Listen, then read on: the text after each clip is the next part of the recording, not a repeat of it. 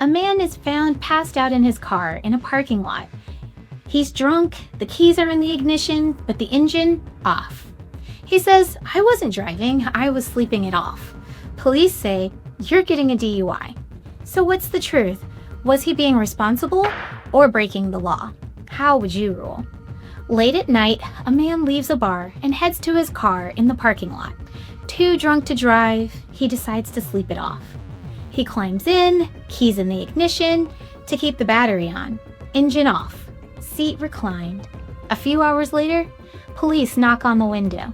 He fails a breathalyzer, arrested for a DUI. He never drove, but he could have. Here's what most DUI laws say. You don't have to be driving to get a DUI.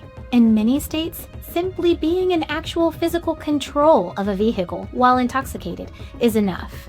That means keys in the ignition, in the driver's seat, able to start the car and drive away.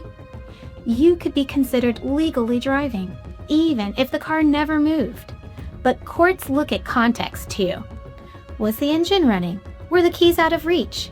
Was the person in the back seat instead? In Arizona, a man was charged with a DUI for sleeping in a car while drunk. The court upheld the conviction, saying he had the keys and was in the driver's seat. But in another state, a woman asleep in the back seat with keys in her purse was not convicted. So what do you think?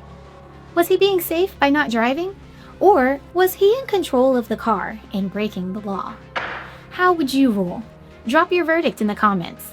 If you've been charged with a DUI in a borderline situation, you still have rights. I'm Ashley with Shane Smith Law. In pain, call Shane, 980-999-9999. And follow for more How Would You Rule, because sometimes the law isn't so clear, and that's where you get to play judge and jury. In pain, so I call Shane, 980-999-9999. In pain, call Shane.